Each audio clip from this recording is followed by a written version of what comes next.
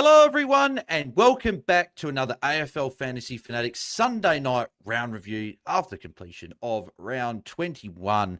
And at this stage, I think we got through a week. I reckon we got through a week without any forced issues. But knowing that, we'll have something come up on Tuesday. So that's how the year's gone. But I'm your host, Bales. You can find BAILSDT across the socials.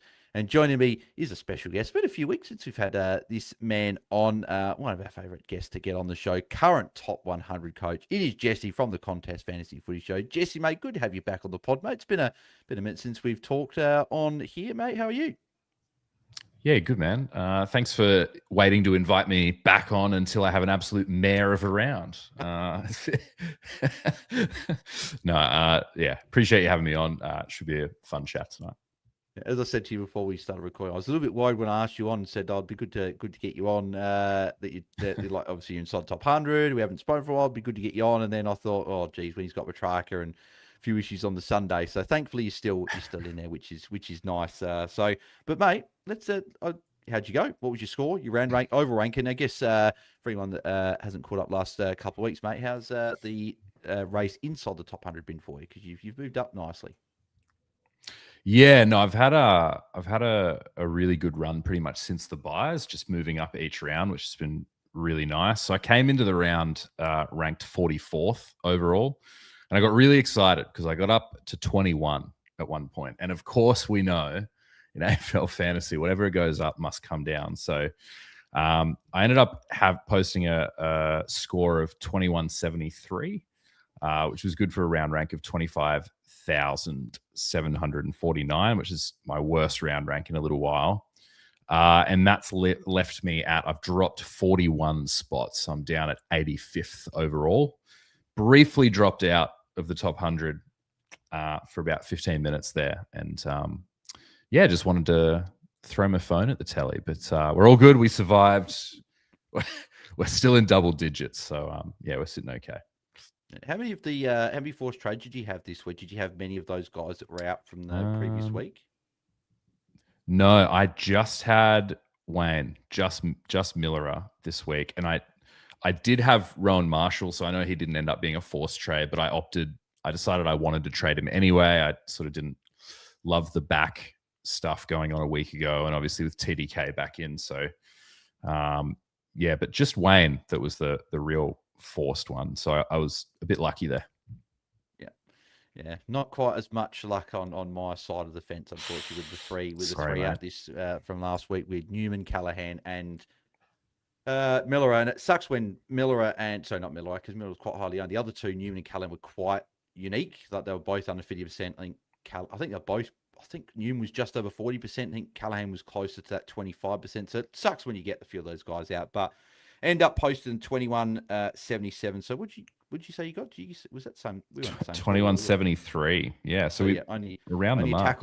Only tackle in the difference there. So 24,866 round ranks. That put me down about just under 500 spots. It's unfortunately for this past probably 2 months.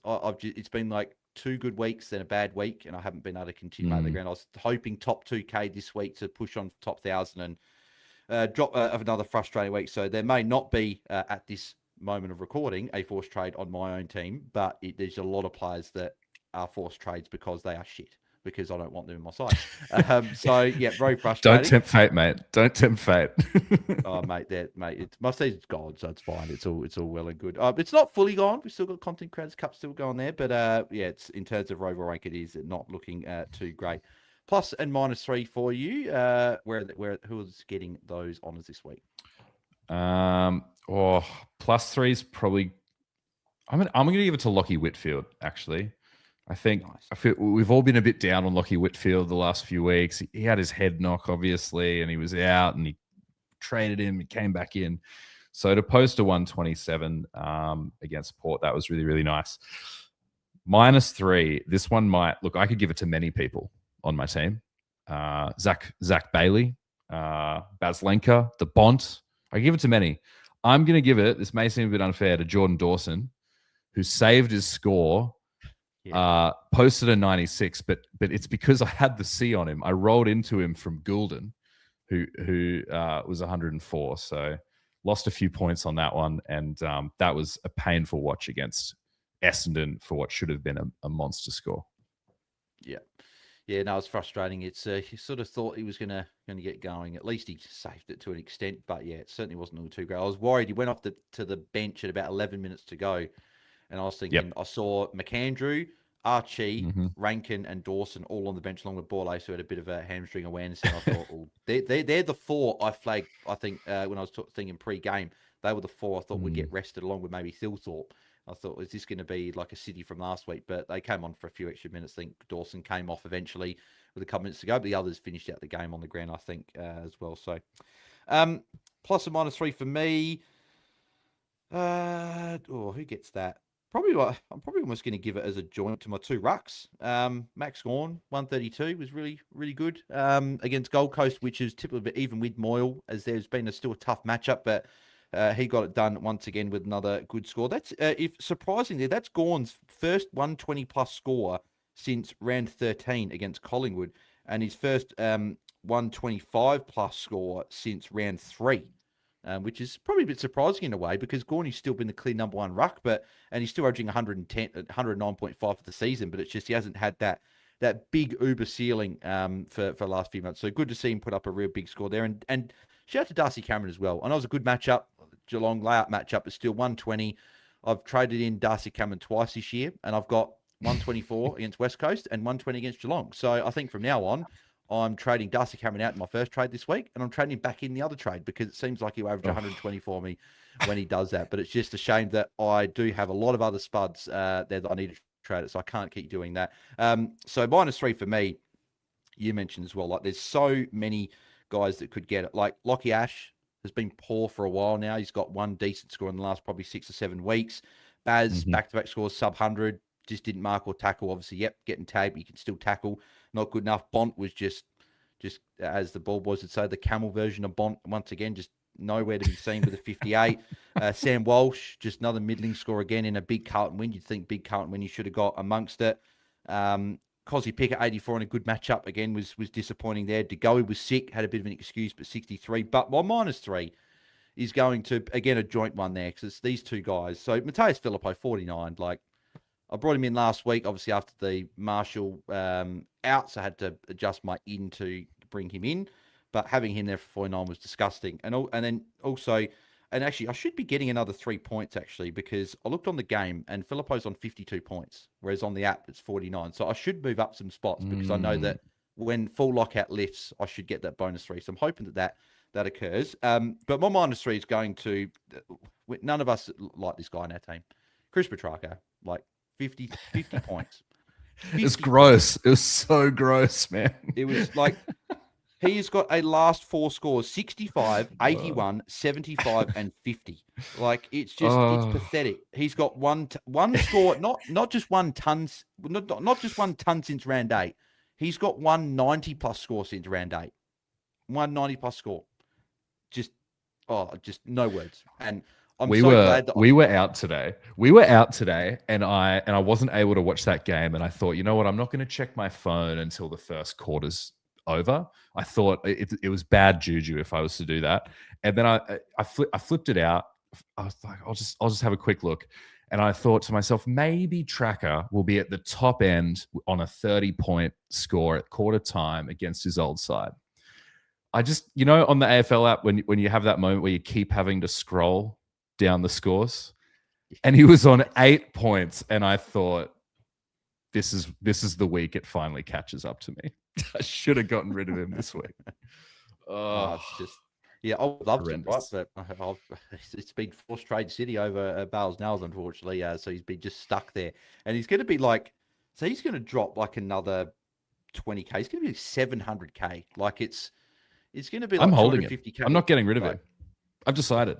I'm not getting rid of him. He's going to my bench. I'm going to upgrade around him. I'm not even going to bother trying to move on. He's just going to sit there on my bench. That's it. End of the season. Tracker will be intentional. I would love to do that. Well, not love to. I'd prefer to do that, but I've still got Miller that I need to fix up, and I want to try and get Petrarca out of my side. Yep. So I've got to try and do a bit of one slightly down, one slightly up. So that's real frustrated. But Chris Petrarca, Mm. this was a reason why I wasn't keen to start him in the first place at the start of the year. But then he put up that big score in opening round, and we said we got to start him. And then he was good for a bit, but much like Gold Tricked Coast, us has all. just dwindled away and just tricked us all, unfortunately.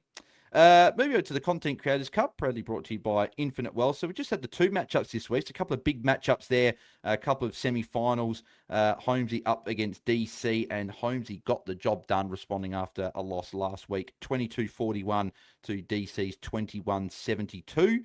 And another big matchup there, Tom and Jordy. And Jordy is coming home like a freight train. He's back from his overseas adventures, and he's absolutely smashing it. 23-20 for Jordy, beating Tom 21-47. So it's a pretty big win there by Jordy. And I know Jordy's captured me. I'm a bit nervous he's going to catch my rank. He may have even pipped me possibly this week there. So he's coming home with a wet sail. So congrats to him. And unfortunately, I'm now very nervous because looking at the bracket for next week, me with the feet up this week, I'm going to be up against Jordy there in that qualifying final, which will be very, very nerve-wracking. And then Holmesy will be up against Taezer in that other prelim final. So it'll be a couple of exciting prelim finals there, so we'll see how that does go.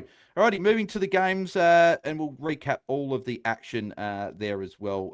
So first game, Collingwood and Geelong. We went over this on Friday, but we'll just briefly touch over this one there. Darcy Cameron, obviously 120, was obviously very, very good. Happy with him. Josh Dacos, 117. Very much need a big score because West Coast next week, a Milan Murdoch tag, you would imagine, would beckon. So the hope is that Josh Dacos went to the midfield in the last quarter on the weekend. Hopefully, if he's getting tagged and being kept to a low score, he moves into the midfield. That would be the hope. So we'll keep an eye on that one there. And Nick Dacos, 109, was just, again, very impressive. Just so good to watch. So, Jesse, I guess the question with Nick Dacos, right, is he in the conversation now of next year, lightning round? Is there a conversation being made that we just pick him at the start of the year? Just pick him at M1 because he's getting tagged by the best taggers in the comp, and he's still getting 109 against Mullen, and he went 95 in his other game. 95 is his lowest score for the year. 3 scores under 100, 2 tag games, and 1 game coming back from injury. He's having a sensational year. Yeah, he is 100%. I've been thinking about this a lot lately because where K-Man and I are actually preparing for our end of season episode, which is going to be some key learnings coming out of the year. And spoiler alert, I guess, one of mine is just that, we talk so much about only starting guys with inherent value, I suppose. And I guess that's true. You still want to do that. But when you look at guys like, say, Nick Dacos, even Baz Lenker, in the first half of the season, it's not that they weren't overpriced. They literally are value. They were value at the beginning of the year, in a sense, because either they go on to score at their price, in which case you may as well start them anyway, because you're just going to have to buy them. They're not going to get cheaper, so you're just going to have to buy them later anyway. Or they go on to just way outscore their starting sort of projected or their starting break even, and then they get more expensive anyway. So I was kind of saying earlier in the year with guys like I didn't buy Dacos earlier in the year. I didn't buy Baz earlier in the year because I felt they're really expensive. They got high break evens. They'll come down. And then combination of forced trades all year. And they also just kind of didn't come down. Baz Lank is starting to now, but they didn't come down. And so I don't know. I just feel like the teams that managed to get either started those guys or managed to get them in early, it probably just paid off for them as long as they didn't ruin their structure doing it. So I will absolutely be looking at starting Nick Dacos M1 next year. Obviously you got to see what's going on around it, but why not? Well, it's been a while since we've had a player sort of enter that sort of realm of your Tom Mitchells, your Dane Swan, Tom Rockcliffs, those type of guys that you start of the year because they just get it done, and there's no way getting them. And you're looking at the highest averaging players like Shees and Dacos are essentially averaging 120 there. Baz at 115, Dawson 112, Naz 111, Gorn 110. The next best is Ashcroft and Heaney, who have had good years, at 106. So they're nearly 15 points clear of the 7th highest averaging player in the game. So it's we talk about if they're clear in their position, but they're just not just clear in the position, they're clear of everyone else. And She's possibly in that same conversation as well, right? That he's one that he'll get mid status next year, but could you start one of those guys at the start because there's so much clear there'll be captain option. So I think it'll be an interesting topic when we get into the start of next year. So, but yeah, Nick just keeps getting it done every single week there. So Tanner Brun, 83. Not the biggest to score up. There wasn't a huge amount of chipping around this game. I still have a bit of interest, Jesse, in a Tanner Brun type with that they've got Essendon into North Melbourne into Richmond, and he's someone he's played low tog for a lot of the year, but he's someone that if Geelong are up big, he's probably just going to get extra game time. So there's a chance he plays 75, 80% game time in these last few games, playing that Max Holmes role in defence. I've got a bit of interest there, particularly if you've still got a defender that you had to hold over from last week if you had multiple forced trades to trade down to go up on the other end. Is there a little bit of interest there at a bit of a cheaper Tanner Brun? I think it depends a lot on your situation. So I sort of accidentally misled people at the end of our pod because on Friday morning, because I was very vehemently I suddenly decided I was going to trade in Tanner Bruin. I don't know if you listened to it this week, but I was like, oh my God, Tanner Bruin, it's the answer. He's the guy. I'm going to do it. Anyway, I didn't. I chickened out and I traded in Impey because when I look, happy with Impey, happier with that outcome than with I may not be in the top 100 if I traded in Tanner Bruin. What scared me off though, because I thought to myself, I was like, okay, well, yeah, he's got the half-back role. Just like you said, his tog had been really low for the majority of the year when he was playing half forward or wing or sometimes in the midfield. But that tog crept up last week to 82% when he played Melbourne and got the 101. But I looked at it and I went, he played Melbourne and he got 101. I looked back through his scores throughout the year. He's had one ceiling score, which was a 120 against West Coast on 68% tog. So sort of kind of an outlier game, I suppose. And then the only other tons he's hit have been a 106, a 101. Obviously, the difference is the role. But I just thought I wanted to have a look at it against, again, what is another really good matchup in Collingwood. And I was probably scared off. I think I would personally be staying away. I just sort of don't trust him. And I think a good game for Tanner is probably about a ton. Like a good game is sort of like 98 to 105. And I just wonder when I look at guys like John Noble today went 150, against Melbourne. So two of his next 3 games, obviously they're all away, which he's not typically good away from home. John Noble, we'll talk about him after, but he goes Giants this week, Brisbane, tough, but then he goes St Kilda to finish. So 2 of those 3 games are really nice for defenders. So could be an option, obviously, for coming off a big score this week. I'll just look at Tanner Brun and go, well, he's in the 700s. He's cheap, and we don't have that many defenders scoring tons week to week anyway. So I think that's where he comes into. If you go if you had a Miller from last week, go him down. You go Petrarca up to Horn France in the forward line. I think that's I'd quite like those trades there. So just someone I'm considering this week because that's what a move I'm possibly looking at doing. So Tanner Brun's someone that you could possibly consider there. A few low scores this one as well. Dan Houston 66, Manor 65, DeGoey 63, Myers 62, and Humphreys 60. So a few 60s in that game. Maybe with Houston gets a bit of a bump with Jeremy Howe likely out for a few weeks with a broken arm. So if you've got Houston, that could be something that where you go, okay, I'll hold.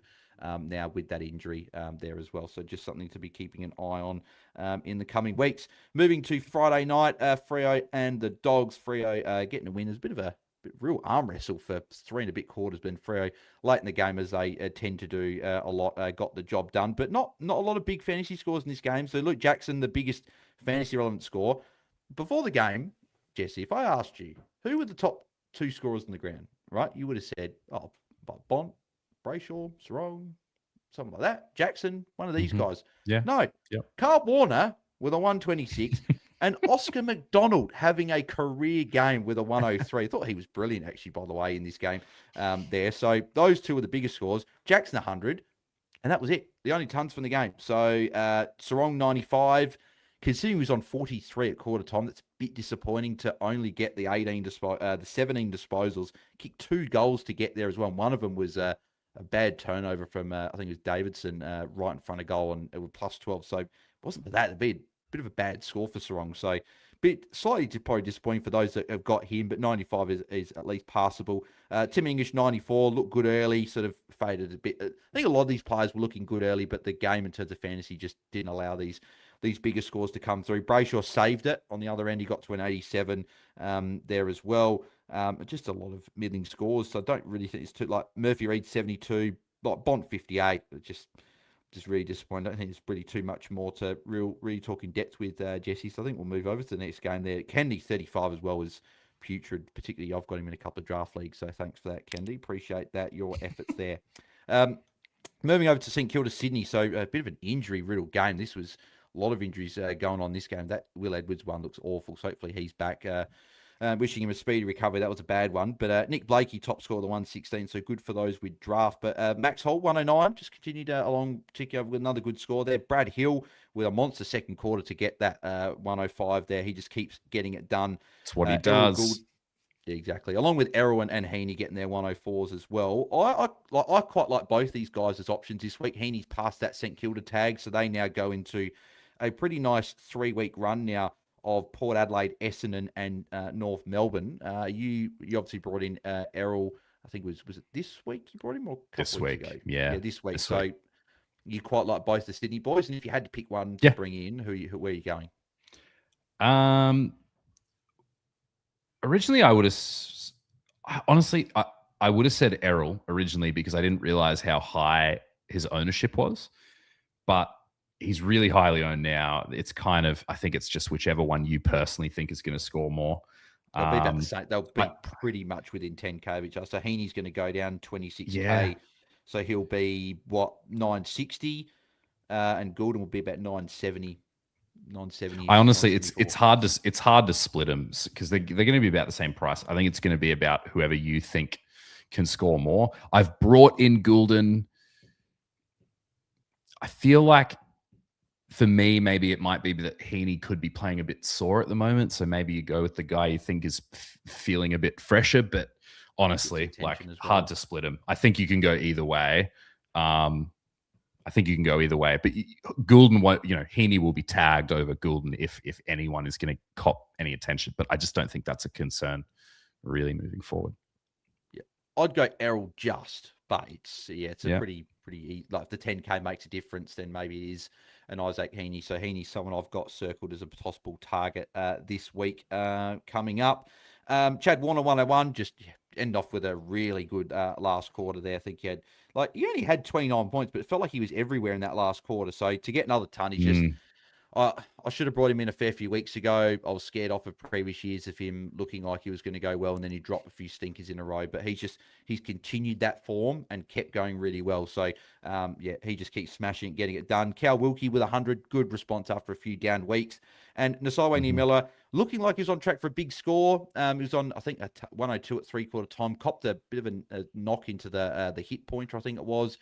Didn't get too much of it late, and I think he was benched for the last sort of 3 or 4 minutes when the game was done. I think he was sore at the end there. I reckon he was real sore. I think that I'd actually be, I'm going to be watching that throughout the week. And that, we say another week with no forced trades, but I think he plays. Think he has to play, right? He'll rest. I think he probably will.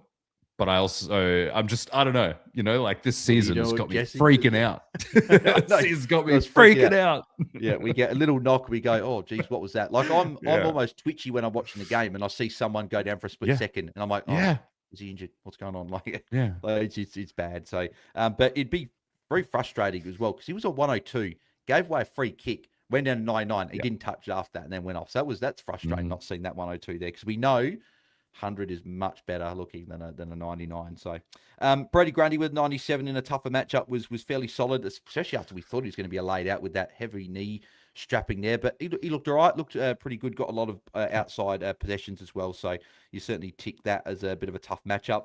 Roma got there late with a big last quarter. He had a 35-point quarter to essentially nearly double his score.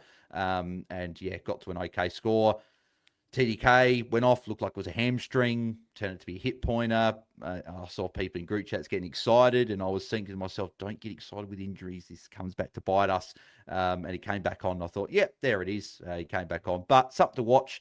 who knows at hit point if it's just a bit of a knock, a bit like Naz, so just something to watch. But I'd still be fine trading out of Rowan Marshall at that 900k range if you can get to a Chad Warner, Jay Storm Francis, Tom Sparrow, who we'll talk about, those type of guys. If you don't have any of those, I'd still be liking that if you've got the ability to trade him out. And thoughts to Tom. He just cannot take a trick at the moment. Brought in Callum Mills, a bit of a unique over Lockie Whitfield, and that single decision cost him 62 points. So yeah, Callum Mills 65 in a good matchup as well, mind you, and really had been pretty consistent all year. Had only dropped one poor score a year, went another poor score this week. So yeah, really a shame for that one. And then Mateus Filipo with a 52, 2 marks, no tackles is just pathetic, absolutely pathetic. So Boxall just killed him, like bloody Boxall. Like this guy just cannot stop ruining our fans teams. Last year he plays 32% TOG. And now this year he's tagging people and ruining their output, but also Filipo's lower TOG and lower CBAs because of that. So, yeah, I might have to deal with that at some point soon. Moving over to Hawthorn and North Melbourne, Harry Sheasel, considering he didn't have an ideal role, was playing a lot more forward because Colby went back, Parker went to the midfield, Sheasel went a bit more forward, but it didn't matter. 124, filled up the stat lines, couple of goals, 25 touches, 8 marks, 6 tackles is very, very nice. Newcomb was good with a 121. Your trade-in, Jarman Impey with a 115. Should have had a second goal, but the footy gods did not want that ball to bounce in. That was, that was pretty crazy the way that bounced away. But 115, very good score from him. Luke Parker, 102. Is there any interest in Parker if he's going to be playing a CBA role now? Like he's ticked along the scores most of the year without any of those big ceiling scores. Like I'm sort of looking at him going, well, Tanner Bruin's a couple $100K cheaper. They're essentially, you probably think they're going to do the same thing, right? But is the midfield role, does that add any extra ceiling to him, or when did he go to the midfield? Was it the whole? I think he started the game there. Yeah, he had 23 CBAs, only behind LDU at 26, Simpkin 22. So they were the clear three. Yeah, right. Wow. Yeah, Foss and Sheasel only had CBAs. 9 each, so they were right down. So it was LDU, Parker, and Simpkin was the three. Look, he came out with a good score. You know, it's not like he's been putting up he's put up one really high ceiling score all year at 135 back in round 3. He's had a 118, a 117, and a 110 are his next 3 highest off half back. So he's still kind of scoring around about the same amount. I don't know. I think we're kind of bereft of options. I would probably go a Parker over a Bruin, but maybe I don't have the medal to get the job done when things get tough and things get difficult. I choose a Parker over a Bruin, and that's the cowardly way out. But yeah, I don't know. I'd still probably go Parker.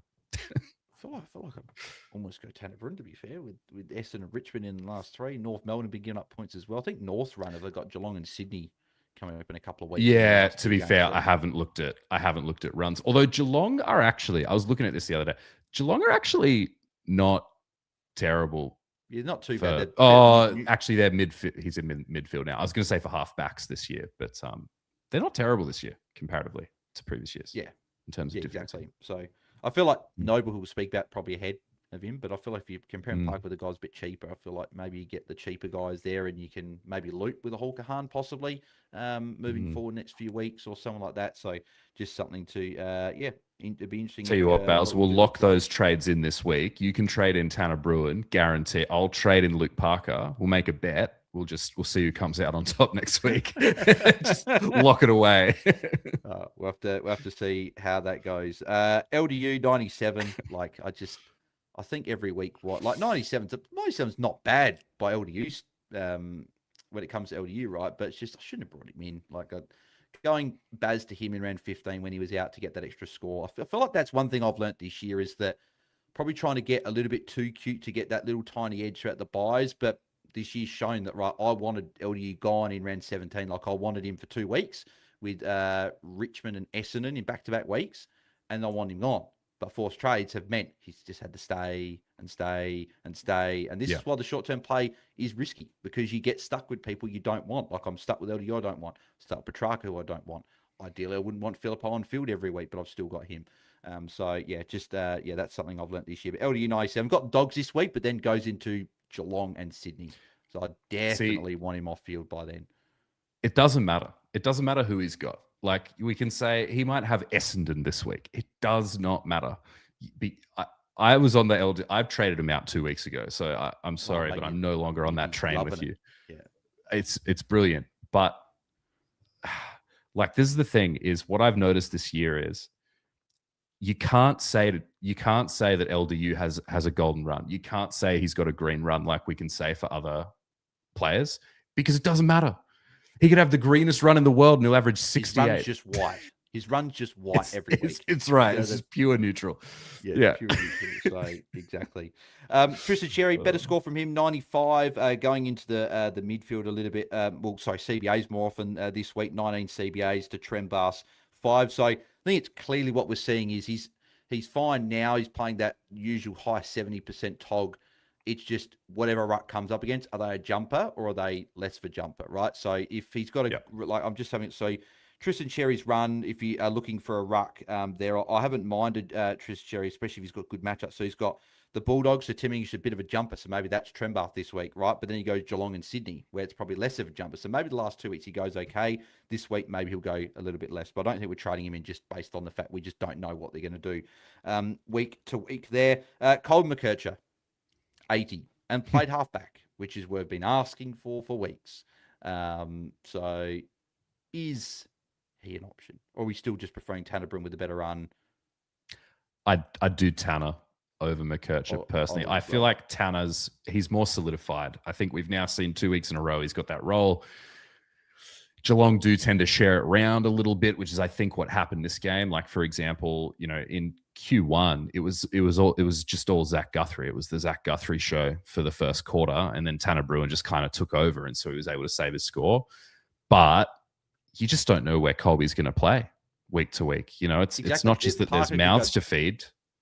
Exactly. Parker go to bench next week. Yeah, means that Colby's back half forward.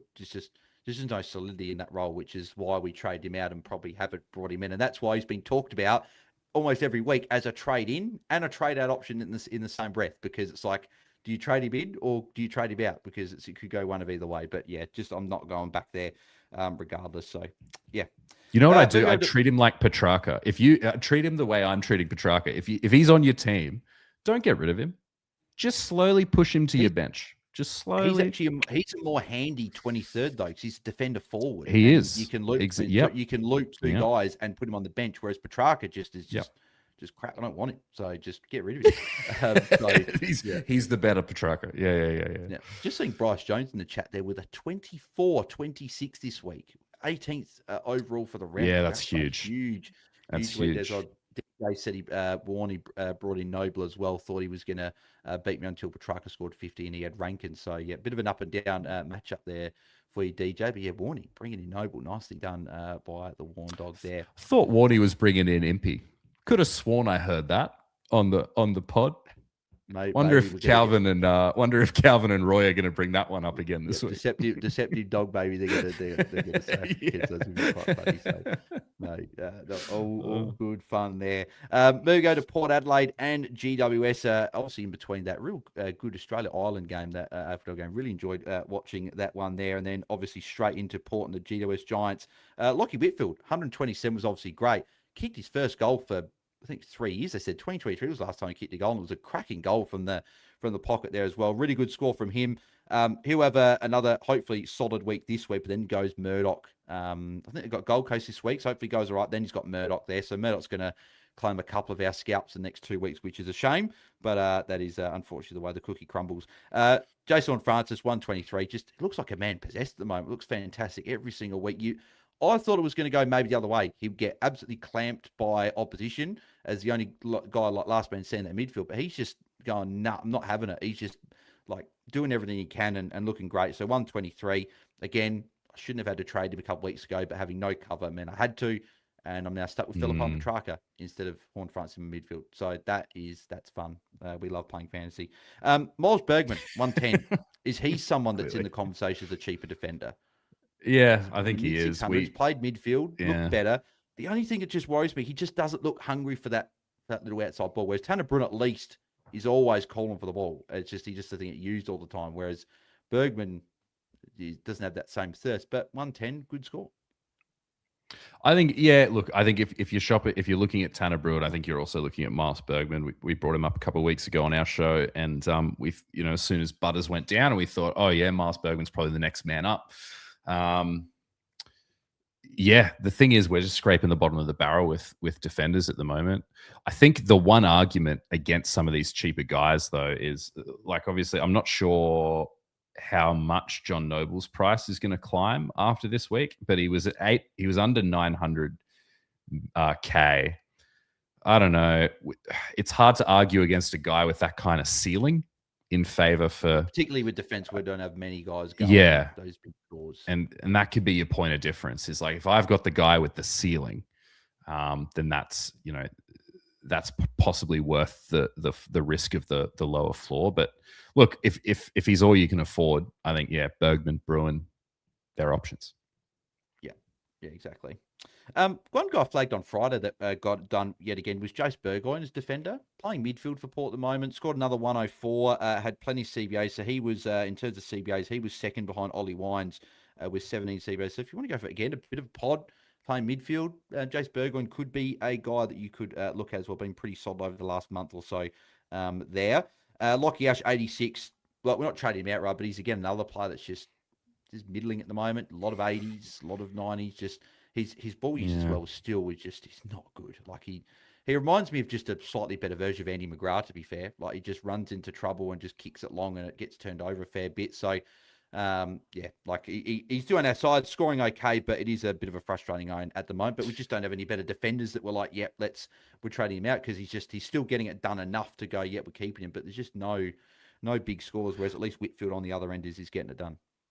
I actually reckon if I didn't have Petrarca on my field, I would consider trading out Lockie Ash this week.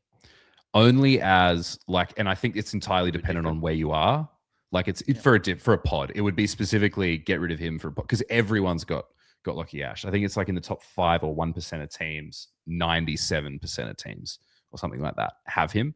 And so he's so popular across the comp and everyone's, got multiple injuries they're dealing with. People still have Petrarca or other issues on field. Maybe it's, Colby or something like that. And so I do think if you're in a good spot where you're looking at your team, you're going, no, my team is actually complete here, and I don't have any injuries, and I don't have a tracker. I think Lockie Ash is like a pretty good option of a player to look at and moving on from, and bringing in someone a little bit potty. I don't have a list of specific names, but I think that there is a conversation. I feel like, though, that there's so many defenders that have just dropped off that, like, totally, it's like he's probably still top 6 pretty comfortably. It's just, it's just been saying he's probably just got a bit of a free ride the last month, and it's just like, no, you're not getting it done at the moment. So there you go. I like Rodlison's comment in the chat there as well, saying if my entire team was injured and Petrarca was playing, I would still trade him. That's really just showing us how much we're frustrated with Petrarca at the moment there. So I can't wait to see ownership percentages in the preseason next year for track. I just want to see 0.4% of teams. Is there anyone that still wants to go back there? Just really frustrating. And then Clayton Oliver as well. He was someone to talk about on Friday that we quite liked as an option, being pretty consistent outside of a couple of games against the Bombers and a tag against Melbourne, but 67 when we finally trust him a little bit, just didn't get it done there. So, very frustrating from him as well. Moving over to the other Saturday night game. Geez, this was a very, very surprising result. Did not see. Can we skip it? Carlton. Yeah. Can we skip this one? If we can just move right. Carlton big win right along Brisbane. Did not see that coming. But George Hewitt, 135. Big score for those draft coaches that got him there. Very nicely done from him. And then Harry Mackay helped me win a draft league, which I'm happy about. 116 from him. But the two guys that are getting it done for Brisbane that can probably hold their heads up high in this game, Josh Dunkley and Will Ashcroft. And the Will Ashcroft again, Will Ashcroft, I hate this man. I hate him, right? But I know disclaimer, I hate him because I don't own him in fantasy. If I had him in fantasy, I would love this guy to bits. He'd be one of my favorite players in the comp because he scored a 106, right? And I was thinking quarter time wasn't getting done much. And last couple of calls, I'm like, okay, well, Will Ashcroft, not getting him this week because of horse trades. It's fine. It's fine. He just quietly has a 58-point second quarter and kicks 2 goals in the last 3 minutes. This guy loves a 30-point 2-minute spree. There's no tomorrow. It's incredible how he does it. So congrats to him. Josh Dunkley in that same quarter as well, by the way, had a 50-point quarter there, and he went at 113. So your thoughts, Jesse, as the Brisbane man, as these guys are still trained? Because they've got a decent run home. Like Hawthorn this week has been a kind matchup over the last few weeks to midfielders, going to Gold Coast and Collingwood. I quite like Dunkley in the 900s and Ashcroft if you can afford it, if you don't have either of these two guys. Yeah, I agree with you. Dunkley is number one for me. If I actually kind of regret this is going to sound a bit weird. I actually kind of regret trading in Errol Goulden this week. I sort of wish I'd kept Isaac Rankin in my midfield and maybe tried to move Tracker onto like a Sparrow or Jason Horne-Francis or something, because that then would have meant that next week I could have traded out Roma this week, moved Rankin into my forward line, and I would have had an M8 spot open for a bit of a pod. And I think Josh Dunkley, he's got a bit of a contested run coming up, and that's the key. Is like with Josh Dunkley, you want to nail those matchups where he's going to get tackles. And the one matchup where he's done poorly in recent weeks was a lot of people were jumping on him for, but it was the Bombers. And I didn't trade him in that week for that exact reason, right? Was because I just didn't think the tackles were going to be there. It was going to be low stoppage. Brisbane were going to control the game. That's exactly what happened. He posted a poor score. But every time he plays a highly contested opponent, he scores really, really well. I think the Hawthorn game is going to be a good game for him. And I also think, as a Brisbane fan, like, we've been a bit wishy-washy this year, but this year is also really reminiscent of 2024. And we lost, it was either last year or the year before, we lost by about a pretty big margin to Gold Coast at like the exact same time of year.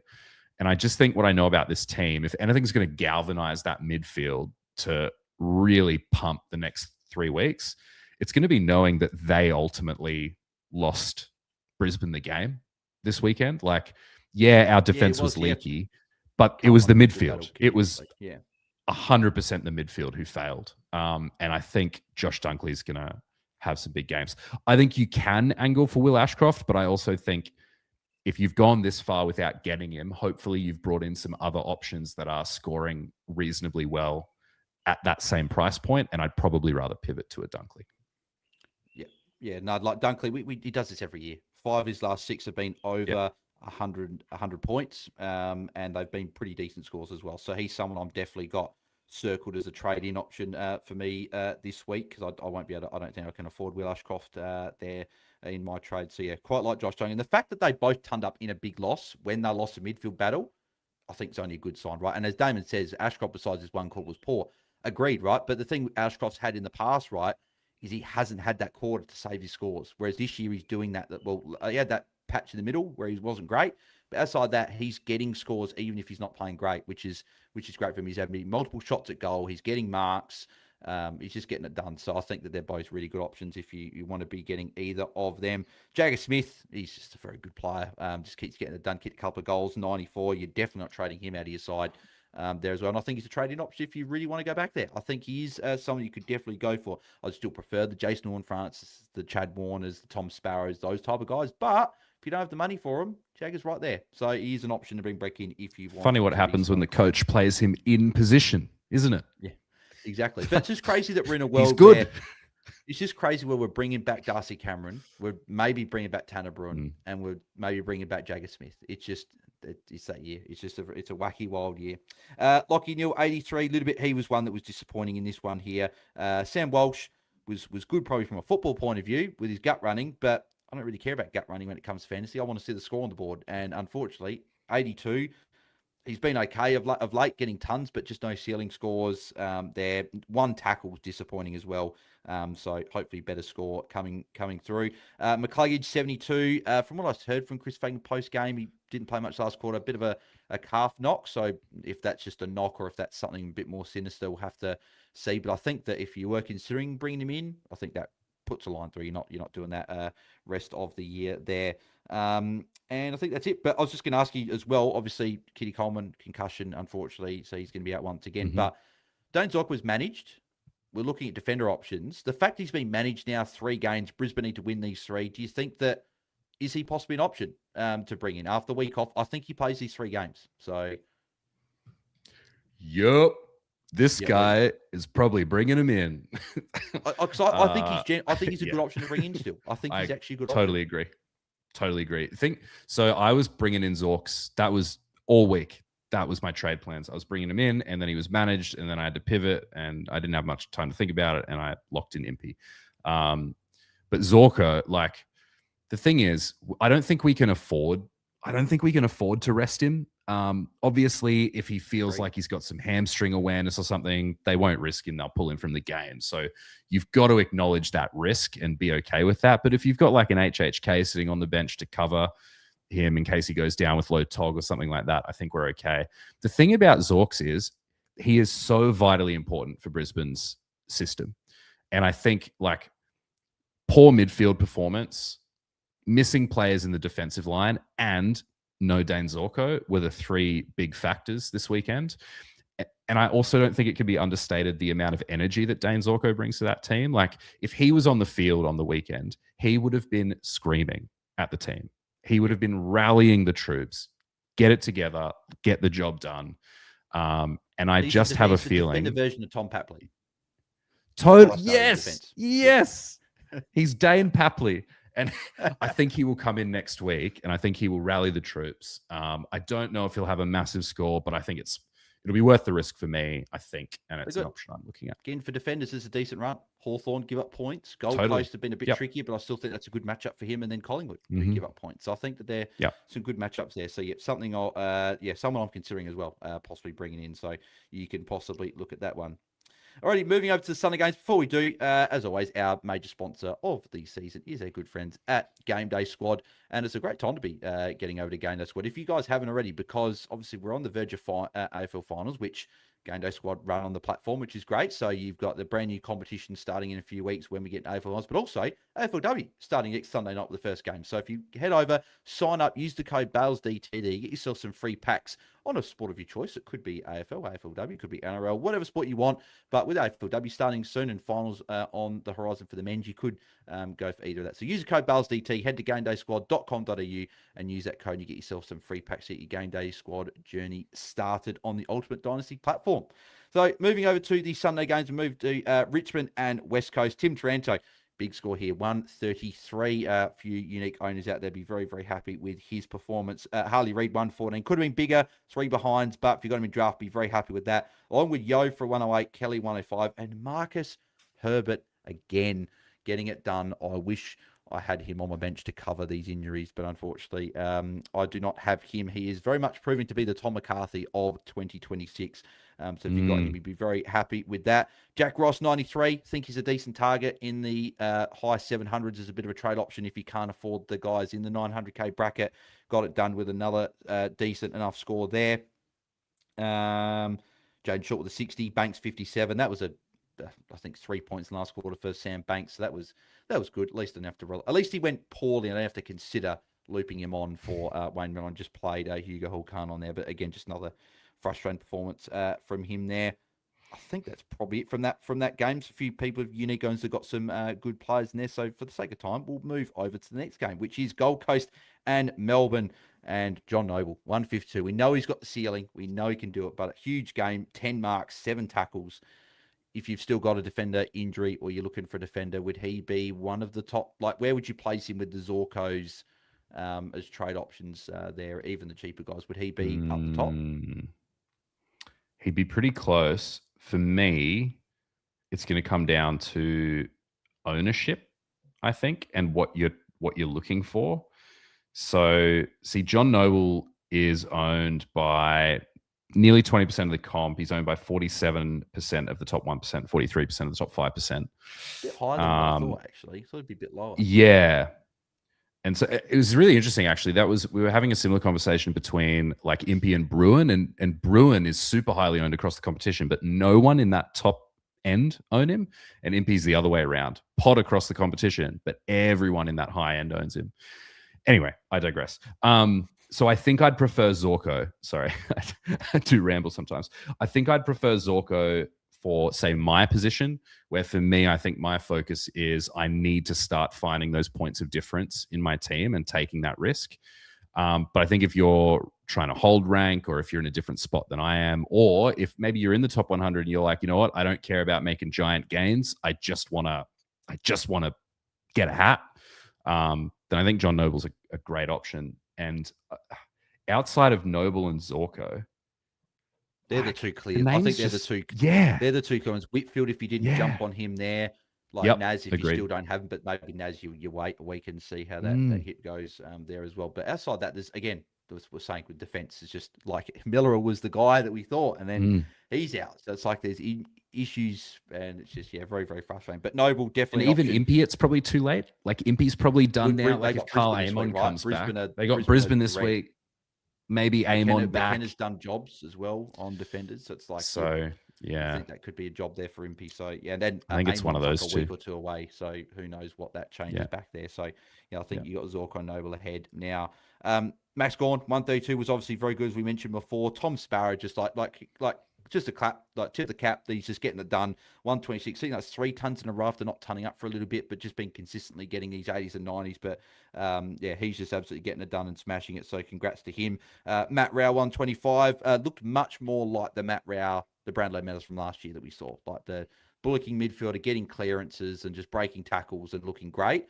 So he was very, very good. So if you want to go there as a bit of a cheaper option, you could possibly go there. But if you got the money for your Dunkleys and your Gouldens, Heaney types, I'd be going there if you're looking in that option. Trent Rivers 112 was good for drafts well, but Bowie 111, is he someone maybe in defence? Yeah, he's an option. I was looking at it. They haven't got the best run, do they? Coming up. So they got Freo next week into the Bulldogs. So Bulldogs is the last game, sorry, but they got Freo. They've got Port, and then Bulldogs. Well, I mean, Port Bulldogs is a fine way to end. It was Freo. I just don't want to target anyone in a Freo matchup. So it was like I was thinking about Ed Richards. I was actually thinking about Ed Richards versus Goulden last week. And I just wasn't going to trade into a Dogs player playing Freo. So I'd probably hold off this week. The other thing is I traded into Jake Bowie around this time last year, and it didn't go so well. So I'm a bit biased against him, but he's getting it done. So you probably could. He's another cheap option. Yeah, exactly. Joel Fitzgerald 106. So it's so painful when Rankin's in my midfield, because I obviously did the Callaghan to Cameron trade by some DPP, and having Petrarca and Filippo on field in my forward line and having 106 on my bench. It's just, and there was no way to loop. There was no way I could look at, because Petrarca played the same game as Fitzgerald, and Filippo played first, but he was in my forward line. I didn't have a red dot.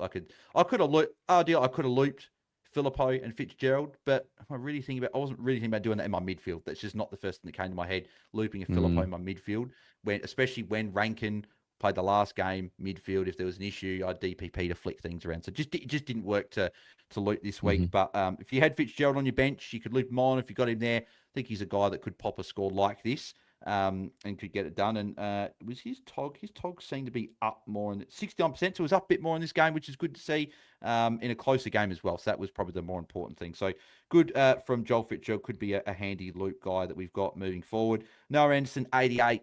It's a tough matchup, Melbourne. I think they've been the second hardest matchup behind Freo on the season for mids, and obviously Crows up there as well. But Melbourne have been quite difficult. So 88, little bit unders, but I guess tough matchup there. They got the Giants this week who have been giving up some points to midfield. So hopefully gets it done. Cosy Pickett, 84, got a bit of attention from Toot Miller throughout this game there. A little bit unders, but I guess that's just the Cosy experience, right? He probably plays Freo, difficult matchup. He'll probably ton up in that game there, and then he has got a couple of good matchups finished. So I think he's still a fine trade-in target, and we're still holding him if you've got him there. Took 65, just disappointing, just not getting it done there. And then obviously we've mentioned Chris Petrarca enough with a 50, so he can go. And Jack Steele, 40. I know we traded him out a while ago, but 40, that was surprising seeing his name right down there. So hopefully everyone's got off of him and no one's still got him hanging around their side, because that was a disaster. And final game. Out of curiosity, what is his ownership? I just want to know. Where he's. Top 1 of 5%. 15% of the comp still have Jack Steele. That's pain. That's What pain. about top 1 and 5%? Oh, it's less than 1% in those. Oh, okay. So yeah, no one in the top 100 has Jack Steele. Yeah. So it looks like most people did trade that are still playing. Moving on to the final game, which was Essendon and Adelaide. Riley Thilthorpe back in form, which is really good to see from the Crows' point of view. 127, cashing in on the matchup. Isaac Rankin, 121. I thought at quarter time and even half time, I was thinking, oh, he's got like 60. Actually, no, it was quarter time. I was thinking he wasn't going too great. Only had a couple of touches, got a goal late, holding the ball free kick, but that seemed to really kickstart his game. Like he was really good from quarter time onwards, and just kept getting done. 3 goals, 23 touches, 7 marks, 5 tackles, just filling the stat lines, which is really good to see from Isaac Rankin. Also good to see Billy Dowling with a ton there as well. Like Peter Wright, 110, Setterfield 104, so some draft relevant players there that would have got some good scores. But yeah, Jordan Dawson 96. Disappointing in a matchup like this. He didn't get rested that much to put up a lower score, so disappointing from him there. Dyson Sharp with a 91. If you got him floating on your bench or whatever, he'd be much better. You'd be keeping him at F6 and trading a Petrarca over him, put it that way. Sam Durham, 90 as well. Can't believe I traded him over Petrarca last week, but I needed the cash to get the cherry move done, but it didn't matter anyway because I didn't need the cash. Saliga, 87. Merritt, 87. So a few middling scores. 86 from McAndrew as well. Artemis popping in 84 as well, which was a pleasant surprise for anyone that's got him sitting on the bench there as well. Roberts with a 76, just not getting it done. Hugo Hulkan was okay with a 76 as well. Kicked his first goal. And Oscar Ryan, if you jumped on him as a 230k defender rookie, he was pretty impressive in this game with a 75. So not a bad score from him. But outside of that, not really too much else to speak of, I don't think, in that game as well. So I think that's pretty much almost about it. So just in terms of as we wrap up, looking at targets, defender targets, like if you had to rank Zorko, Noble, who are you getting? And then you're bringing in those, and then how would you rank the Bruins and Bergman? So I guess that they're probably the two probably 50-50 calls defense. Where would you lean? I think I'd probably go Zorko, Noble. Where would you go, Whitfield? But I would Whitfield. Whitfield. Knowing he's got a decent matchup this week, but into a Murdoch tag, and then I think the Crows are away. I think I'd go Whitfield. I think I'd go Whitfield, Zorko, Noble. Personally, I think I would. I think like Whitfield is just that, especially if Ash is going to be playing more midfield. I just almost don't think you want to not have Whitfield. I suppose it is that time of season for pods, though, isn't it? Like, and trying to get a bit of separation. I feel like Whitfield was this week. Next week, I think I'm almost leaning towards the other guys, just because the Murdoch tagged the week after and then finish. I think the Crows, the last game is fine. Like, it's a tough matchup, but I think Whitfield will still be fine with kick-ins and getting the ball back there. It's just the Murdoch tag in the middle, whereas Noble and Zorko, you probably got more faith in Whitfield moving forward. So it's a tough one, but you go for the potty pick and you go for one of the other two. I guess. I mean, it could be that thing where like a Noble scoring just kind of comes out in the wash because his ceiling's so high, but he has got that low floor that's pretty risky. No, okay, maybe I'd flip Zorko and Whitfield. Maybe I go Zorko, Whitfield, and I still think Noble's probably third for me. And in terms of the other guys, I'd probably go Bruin and then Bergman. And I don't know why. I think the matchups, right? It's Essendon, North, I think and Richmond. Probably. 3 good matchups in a row. So I think Bruin as well, out of the 2 cheaper defenders there. Midfielders, obviously, the top couple of the guys, your Dacos, Dawson, Baz, if you don't have any of those guys, you get them. But if you had to rank, I guess the big sort of 3 that people might be looking at is Goulden, Dunkley, Heaney, and I'm missing one, aren't I? I reckon I'm missing one option I had before. Well, how would you rank those 3? And I'll see if I can remember the name. But how would you rank Dunkley, Goulden, Heaney if you had to pick those 3? Dunkley first for me. And then, I guess Goulden and then Heaney. Only because I think maybe with Goulden's more outside role, he's a little bit freer. Dunkley, Goulden, Heaney. And it was Oliver, but obviously I crossed him off because of the low score on the weekend. I'd probably go Goulden just ahead of Dunkley. I'd go Goulden just, then Dunkley, and then I'd go Heaney. Yeah, that's fair. Because I guess if Sydney are up a bit bigger, he could be the one that gets parked on the bench like he did. But I like the Port, Essendon, North Melbourne Great matchups run. for Goulden. So Mm-hmm. yeah, I think Goulden just had a Dunkley, but I like all three. If you look in there, Rucks, is it still Darcy Cameron? If you're looking for an R2, is he the one that you get? Probably. Yeah, probably. Yeah, I've I think so. I've made it my business just to essentially not look at the rucks for the entire year. I just ignore it because I'm Who are like, you, Rucks? well, Grundy and Luke Jackson. I remember I messaged you earlier this week. I was like, oh, what do you think of this? Yes, of course. Yes, yeah. And I was considering trading out one of them, probably Luke Jackson, for Max Gawn and getting really aggressive. Probably should have done that. But yeah, I think so. I think it's probably Darcy Cameron. Max Gawn's very expensive, very highly owned. If you got the cash for Gawn, I think you get him. He's the number one. But if you don't, Yeah, it's Darcy Cameron probably number two. If you want the big ceiling, it's maybe Tristan Sherry. If like you're looking at the matchups, we're going to decent matchups. He goes Dogs, Geelong, then Sydney. Sherry's the cheeky option.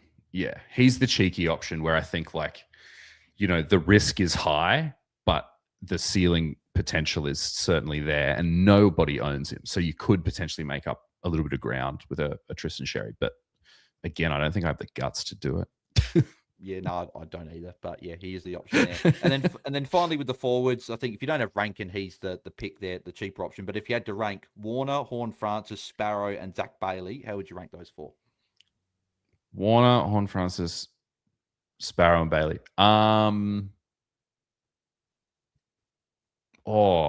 What's Hornets' run to come? It's not bad, is it? It's just Sydney this week. Sydney this week, but then Melbourne and Essendon to finish.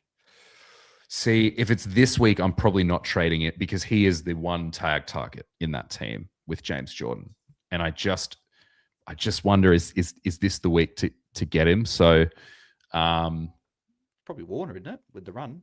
Port Adelaide, it's Warner. Yeah. Week, and then maybe next week it flips back to Sparrow and Horne-Francis because they've got the two tougher matchups this week. They've got the toughies.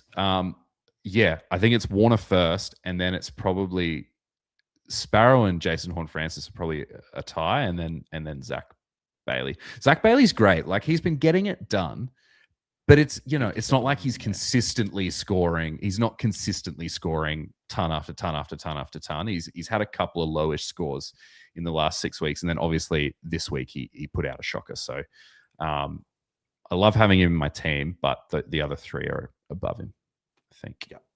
Yeah, I'd agree. And then obviously, if you don't have Brad Hill, defense or forward line, he's still a great pick. I'd be getting him in. Yeah. Carlton's not great, but I still think on the roof he can still score well, and St Kilda obviously score a lot of points. But then finishing off with Richmond and Gold Coast. Do you know who he reminds me of, though? Like, I think he'll be fine because he reminds me of Zork a little bit. Not in his style of play, but in his hunger. Like, if he has a quiet quarter, Brad Hill, it is a pleasure to watch him the following quarter because he's like, no, I didn't get my touches. I want my touches. Yeah. And he just goes hunting for him. Yeah. Yeah, exactly. He had I don't know if I'm actually going to get up. Like his first quarter was bad. It wasn't particularly good. And I was, he only, no, that was, where was he? Brad Hill. So he had 12 points, which is not ideal, but then followed up with a 49-point quarter. Like that's how you get it done. Like 3 marks, 3 tackles, 12 touches is great. So yeah, if you've he would be someone you can look at. Alrighty, that will wrap us up for another round review. But as we always do, Jesse, any early trade thoughts? Obviously, Lockout hasn't lifted, I don't think, just yet. But if you had to pick a couple of trades now, what are you currently thinking of? What are your thoughts? Yeah, I'm going one of two ways. Either. So I'll be finally, without a forced trade, knock on wood, I'll be finally trying to do a one up, one down scenario this week. So looking at trading out probably like a Sam Cumming and another rookie. Maybe I could finally move on to Toby Murray. And I will either be bringing in a forward and moving Tracker to my bench, or I will be flicking Brad Hill forward, moving Tracker to my bench, and bringing in Dane Zorko. Those are my two options. And I just don't know who that forward would be yet. I want to have more of a think about it. Yeah, I like it. Yeah, I like that a lot. And I'm just looking as well. Filippo did get that 3 points out as well. So he's up to 52. So the little beautiful things just make me quite Everything's happy. coming So up. 2180. So nice round number. went up about, I went up 14 spots. So there you go. Beautiful. So that's nice. My trades this week, like obviously nothing locked in stone, but the early idea would be, obviously I've still got Miller. He's probably going to miss a couple still. Like he might be back for Freo next week, but he's Freo, so it's a tough matchup. So at the moment, he'd be going to Tanner Brun. And then on top of that, I'd be going Sealad with Chris Petrarca. And the hope is I've got enough money to get one of Heaney or Dunkley, as I've already got Goulden. Hopefully Dunkley would be the hopefully afford there. I could trade Marshall over track. Don't love that at all. And I prefer not to do that. And the other option is I could just play Holcun for another week, keep Miller and just go stuff it. He'll be back hopefully next week. And then just do one up, one down, and then just go like someone down, Petrarca up, and get that done. So that's another option there as well. So we'll work through the week, but a few options to consider. But mate, thanks for jumping on to have a chat. Hopefully the hat push can keep going and you can get that hat for you, and then you can have both you and K-Man with hats on the pod. Where can the people find you across socials, and where can they find the Contest Fantasy Footy Show wherever they get their podcasts? So that's the Contest Fantasy Footy Show. We're on Spotify, Apple Podcasts. We have a YouTube channel as well, so you can go follow us and subscribe in any of those places. You can follow me at Contest Fantasy on Twitter, and you can follow my co-host K-Man at K-Man_TC Fantasy on Twitter as well. Beautiful. Thank you, mate. And your team up for foes as well? Yeah, I'm Team Channel for foes. So feel free to follow along, and hopefully we can keep on trucking. Yeah, exactly, mate. Congrats on the season to date so far. You can find me at BAILSDT across socials, us at AFL Fantasy Fans on X. We're back on Tuesday, as we always are, for our Q&A, but also have another AFLW pod dropping on Tuesday at this stage as well, so that'll be good to get through the rookies, rookie chat, and that'll be our final positional preview. There we've talked about premiums and mid-prices. Now we'll be talking about the rookies, and then we're getting into the first game on Sunday, which will be exciting. So make sure you tune to that. But if you are on YouTube, make sure you do smash like on the video and subscribe to our channel if you haven't already. We are very close to 4,900 subscribers, so just over 100 before we get to the 5K. So let's try and get there before the end of the AFLW season. If you haven't subscribed, make sure you do. Plenty more content to come throughout the year. And if you are listening on Spotify or Apple, 5-star rating review would also be very, very much appreciated. And we'll catch you guys on Tuesday for our Q&A live on YouTube as always. So thanks everyone for tuning in, and we'll catch you then. See ya. See ya.